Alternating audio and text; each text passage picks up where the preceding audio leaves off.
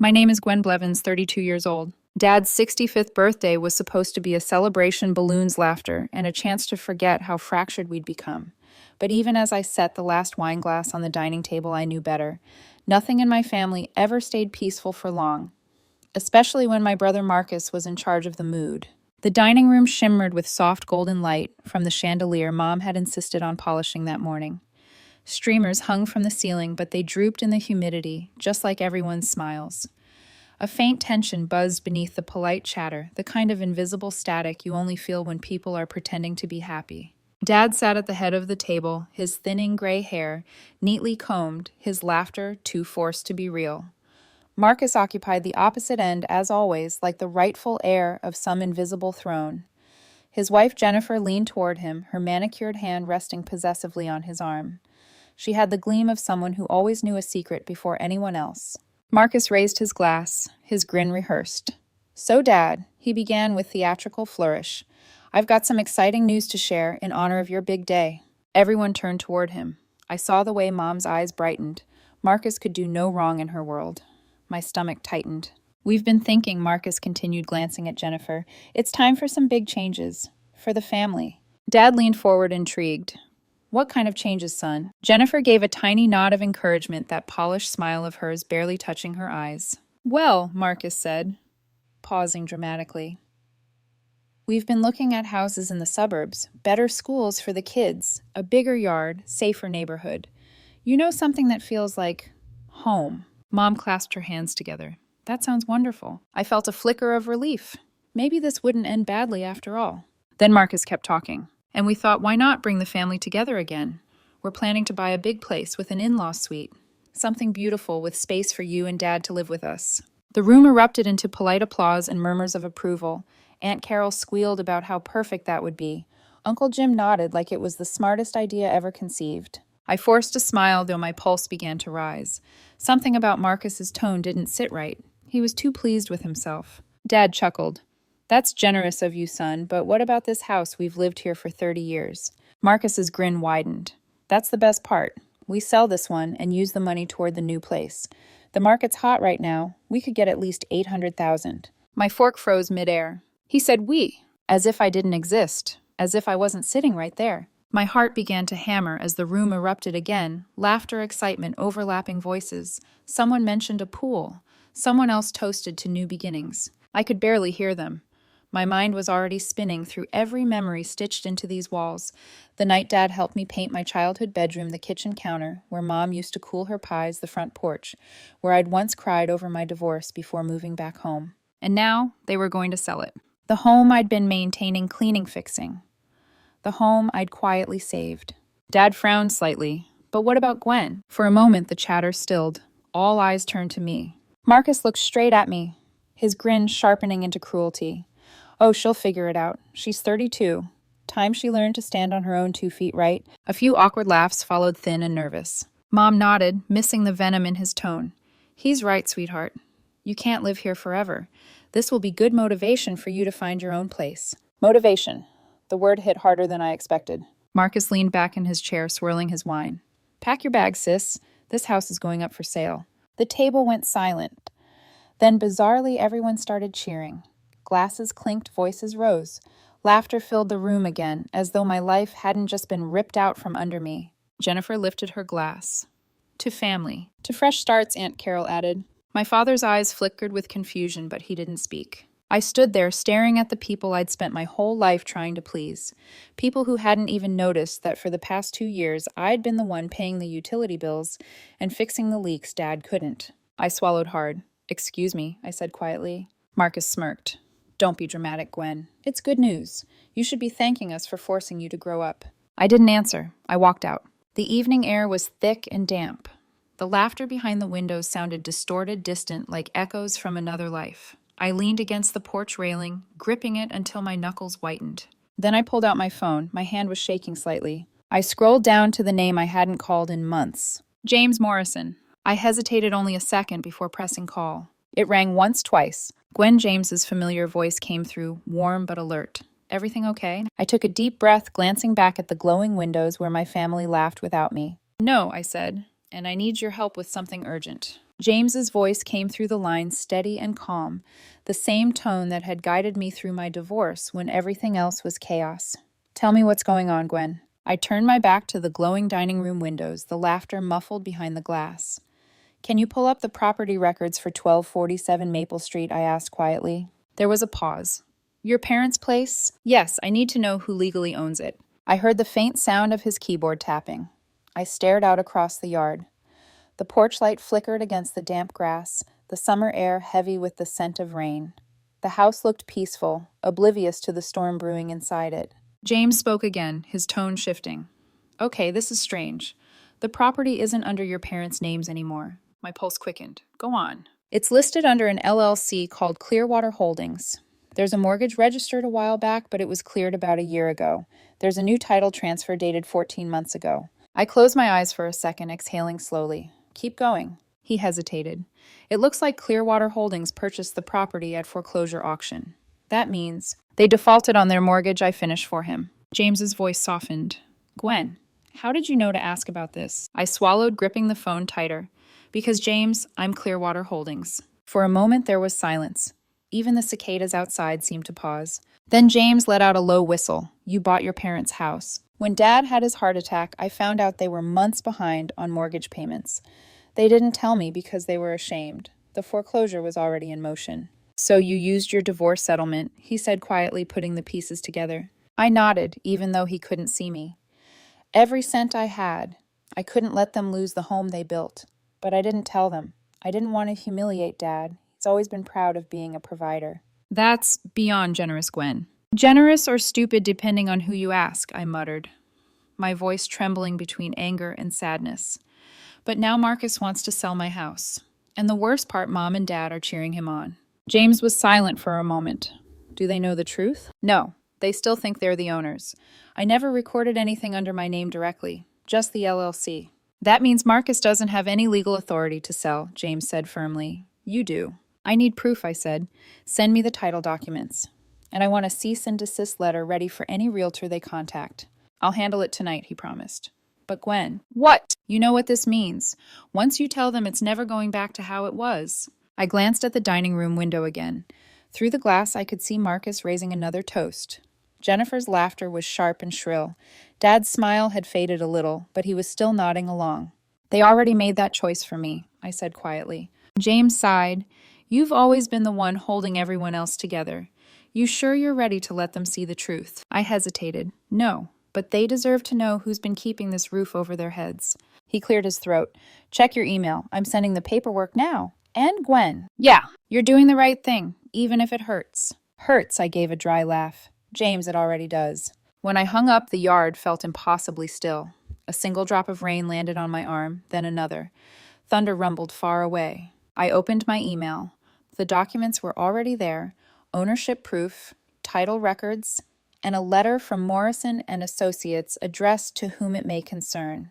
I stared at the file attached to my name owner, Clearwater Holdings, LLC. A flash of lightning illuminated the windows, and for an instant I saw the reflection of the people inside my family, framed by the house I'd fought to save. The house they thought was theirs. The house I'd sacrificed everything for. The rain began to fall harder, drumming on the roof, washing over the porch steps where I stood barefoot.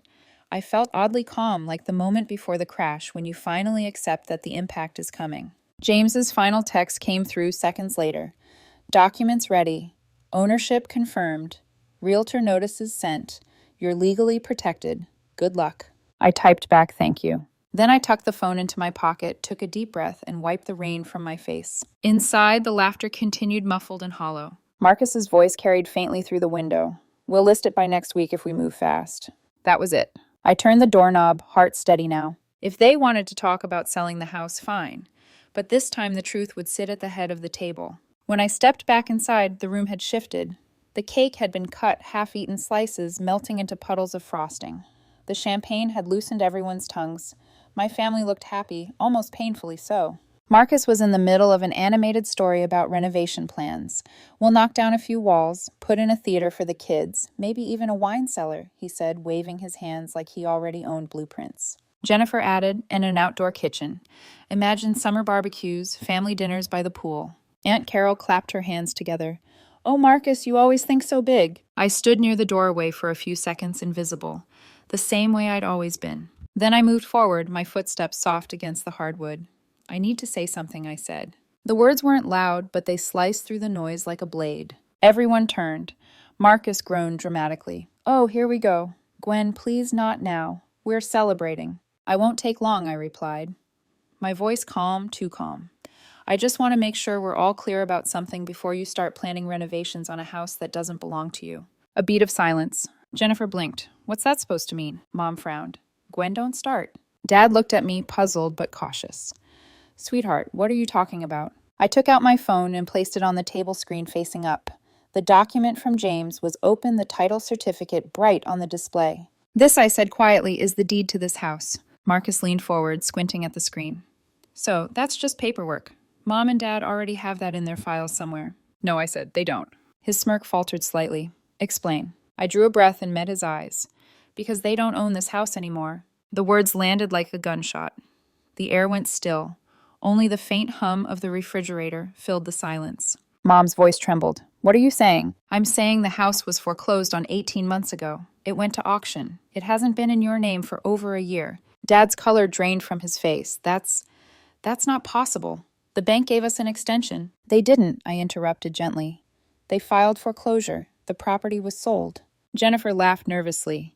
You must be mistaken, Gwen. You've always misunderstood these things. I'm not mistaken, I said. My voice stayed steady even as my heart pounded. Because I bought it. No one spoke. No one even moved. Then Marcus barked out a disbelieving laugh. You bought it, you. Yes. With what money? My divorce settlement. The laughter died in his throat. Jennifer's eyes widened.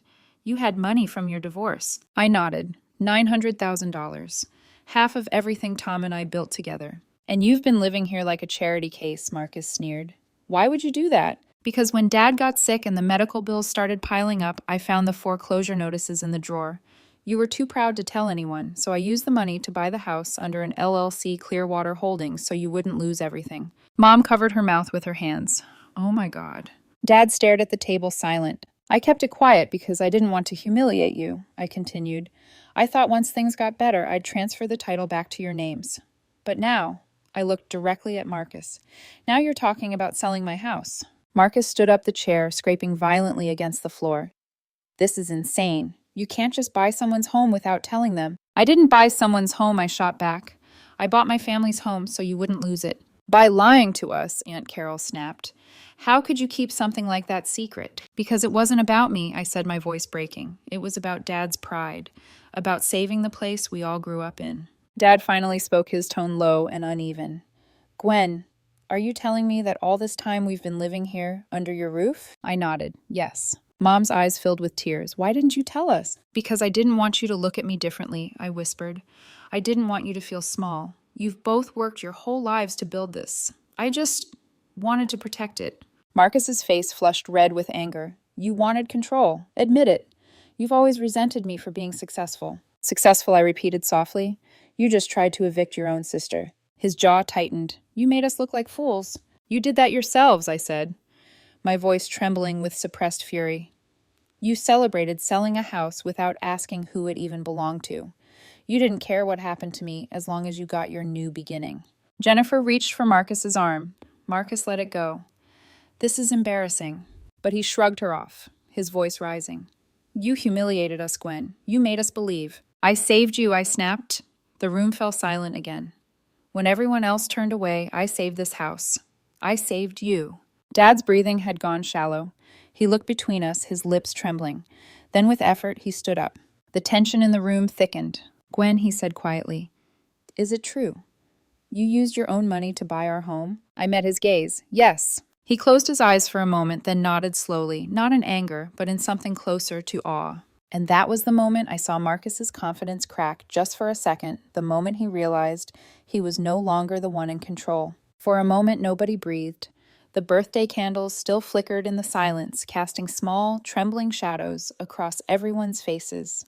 Dad's hand shook slightly as he reached for his water glass. Mom just stared at me like I'd spoken a language she didn't understand. Then the noise came. Unbelievable, Marcus's voice exploded across the table. You went behind everyone's back and pulled some stunt like this. Who does that? She saved the house, Mom cried out, her voice breaking. She deceived us, Aunt Carol shot back. For over a year. Do you even realize how humiliating that is? I didn't do it for humiliation, I said, trying to stay calm, though my throat was tightening. I did it so you wouldn't lose everything. Marcus's laugh was bitter. No, you did it because you wanted power. You love playing the victim. Now you finally get to be the hero. Power. I repeated softly, my voice cracking just a little. Marcus. I'm the one who cleaned up after Dad's heart attack. I paid for his medication. I fixed this roof when it leaked. What exactly was I trying to control? He slammed his palm against the table. You think you're better than me because you bailed them out? No, I said quietly. I just think you forgot what family is supposed to mean. The room erupted again, voices colliding, old grudges rising to the surface. Jennifer tried to calm Marcus, but he shook her hand off. Aunt Carol muttered something about respecting elders, while Uncle Jim mumbled, maybe she should have told us sooner.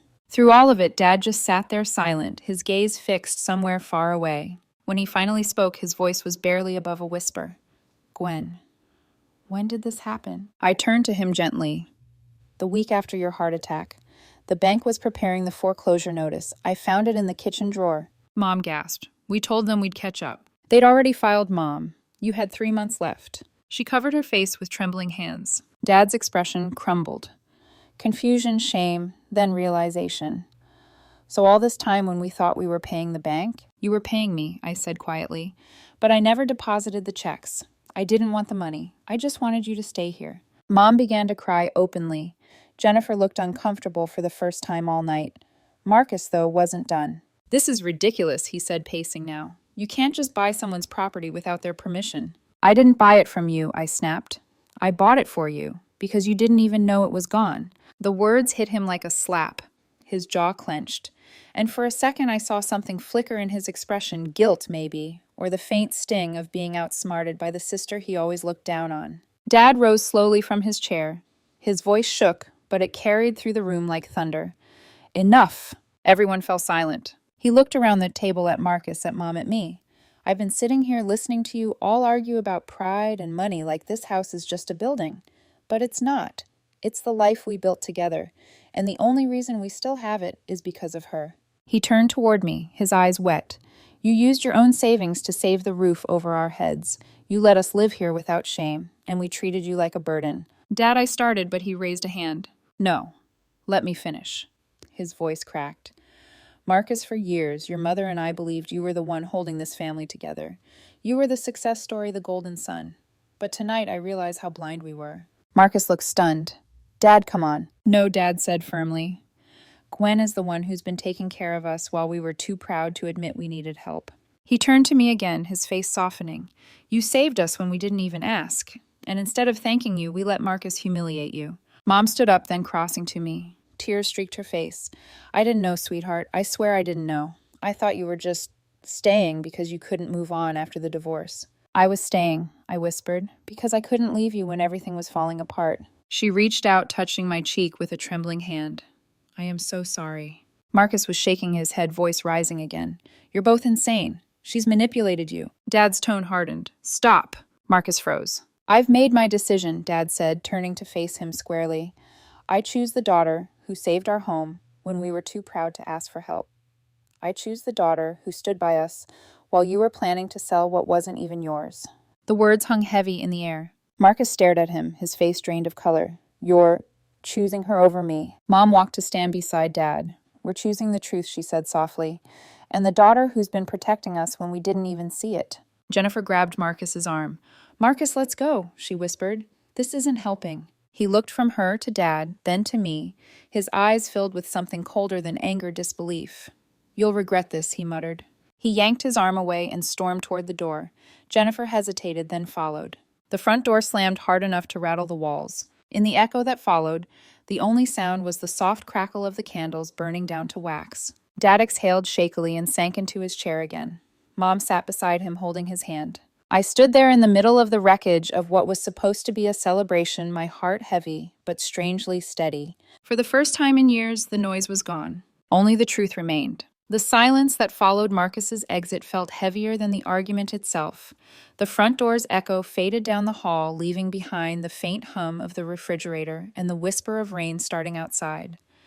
Balloons dangled limply confetti scattered across the table like the remnants of some hollow victory. Dad sat motionless, staring at the untouched cake, the words, "Happy 65th," Robert smeared into a blur of frosting. Mom's hand was still on his shoulder, but her eyes were distant, stunned. Finally, she spoke. "I can't believe he just left." "He'll cool down," Dad murmured, though his voice didn't sound convinced. "He's never walked out before," she said half to herself. I stood by the window, watching the rain streak down the glass. "He didn't walk out," I said quietly. "He ran away from the truth." Dad looked up at me, his eyes tired but softer now. "You're shaking," he said. "Sit down, Gwen." I sat opposite them.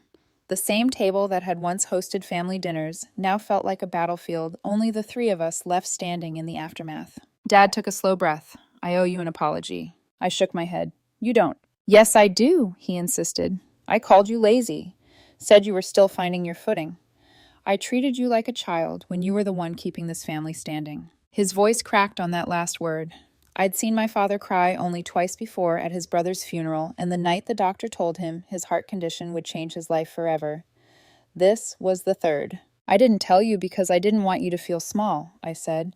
"You and Mom worked your whole lives to make this house ours. I couldn't take that away from you." Mom finally looked up, her voice trembling.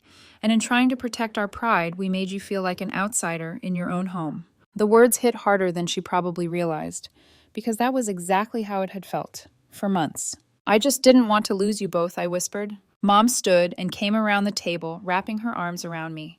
She smelled faintly of vanilla and wine. Her voice broke against my shoulder. "You didn't lose us, sweetheart. We lost sight of you."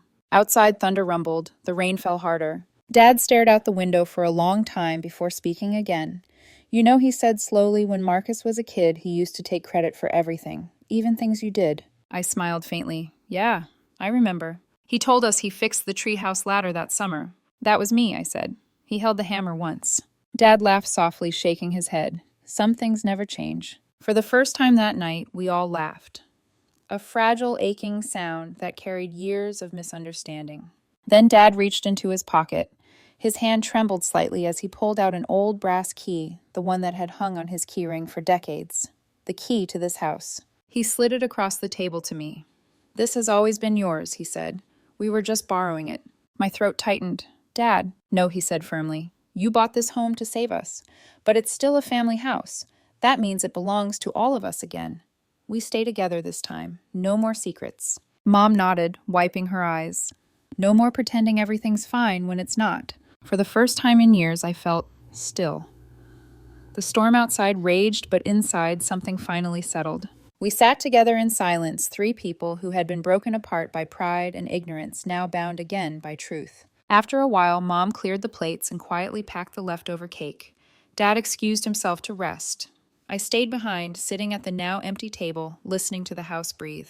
For the first time, it truly felt like home again, not because I owned it, but because I finally understood what it meant to keep it. Then, as I reached for my phone to turn off the dining room lights, a message appeared on the screen. From Marcus, just 2 words. "Can we talk?" I stared at it for a long moment, my heartbeat quickening again. Outside, the rain had softened to a gentle drizzle, tapping against the windows like an impatient hand. I didn't know what I would say yet, but I knew this story wasn't finished. It took me a full day to respond to Marcus's message. Not because I didn't want to, but because I didn't know what forgiveness was supposed to sound like after everything that had happened. By the time I finally typed, "We can talk," it was already evening. The house was quiet, except for the faint ticking of the hallway clock. Dad was in the living room, watching the news with the sound low. Mom was upstairs folding laundry like she always did when she needed to calm her nerves. My phone buzzed almost immediately. Marcus wanted to meet at the old coffee shop downtown, the one we used to walk to as kids after school. I hesitated, then grabbed my coat. The rain from last night had cleared, leaving the streets slick and glistening under the amber glow of streetlights. When I pushed open the cafe door, the small bell above it chimed softly. Marcus was already there, sitting in a corner booth, staring into a half-empty cup. He looked different, smaller somehow, like the arrogance had drained out of him, leaving only exhaustion. "Hey," I said quietly. He looked up, eyes rimmed red. "Hey." For a few moments, neither of us spoke. The silence between us wasn't angry this time, just heavy with things that had needed saying for years. Finally, he sighed. "I was awful to you." I didn't rush to fill the silence. He needed to say it all. "I was jealous," he continued. I know it sounds stupid, but you've always had something I don't. People trust you, they believe in you, and I've spent my whole life trying to be the one everyone's proud of. I blinked, stunned. You already were the favorite. Exactly, he said, and I still never felt good enough. When I found out about the house, I thought if I could fix things, give Mom and Dad something new, maybe I'd finally be more than the golden boy with the perfect smile. Maybe I'd matter. His voice cracked on that last word. For the first time in years, I didn't see the arrogant brother who'd mocked me at dinner tables and rolled his eyes at my failures. I saw the scared kid who'd always tried too hard. You mattered, Marcus, I said softly. You just never had to prove it. He nodded, eyes wet. I didn't know what you'd done for them. For us. I thought you were just stuck. I was, I admitted, but not in the way you thought. I stayed because they needed someone. Because family isn't something you sell when it's inconvenient. He winced. I deserved that. We sat there in silence for a long while. The rain started again, gentle rhythmic tapping against the glass. Finally, he said, Jennifer and I found another house. Smaller, but we love it. No in-law suite. Just ours. We can afford it without selling anything. I smiled faintly. That's good, Marcus. He hesitated. I'd like Mom and Dad to see it. Maybe once things calm down. They'd like that, I said. They still love you, you know. He gave a small, sad laugh. I know. I just don't deserve it yet. I leaned forward, my voice softer now. Then earn it. Show them you've learned. That's how you make things right. He nodded slowly. I will. Then after a pause, do you think you and I could start over? It wasn't easy to say yes. Too much had been said, too much broken. But when I looked at him, I saw sincerity fragile but real. We can try, I said finally. But you'll have to stop calling me a failure. He smiled a real sheepish smile this time. Deal. When I got home that night, Dad was still awake, sitting on the front porch with a blanket over his legs. He looked up when he saw me. Everything okay? He asked. Yeah, I said, taking the seat beside him. We talked. He nodded slowly. Good. It's never too late to fix what's broken, as long as both people still care. We sat in silence for a while, watching the rain glisten under the porch light. The same porch where this whole story had started, where I'd made the call that changed everything. You know, Dad said finally, his voice low. Marcus spent years calling you a burden. But he was wrong. I smiled faintly. He already knows that now. No, Dad said, shaking his head. He still doesn't fully understand. You're not just our daughter, Gwen. You're the reason this family still has a roof over its head and a chance to be a family again. His words sat warm and heavy in the air. We didn't speak again for a while. The night was calm. The storm finally passed. Mom peeked out from the window, gave us a small smile, then disappeared back inside. Dad leaned back in his chair, exhaling deeply. You know what real success is, sweetheart? I turned to him. What? It's not money. It's not the size of your house. It's who you choose to stand beside when everything's falling apart. He looked at me with a small, proud smile. And by that measure, you're the most successful person I know.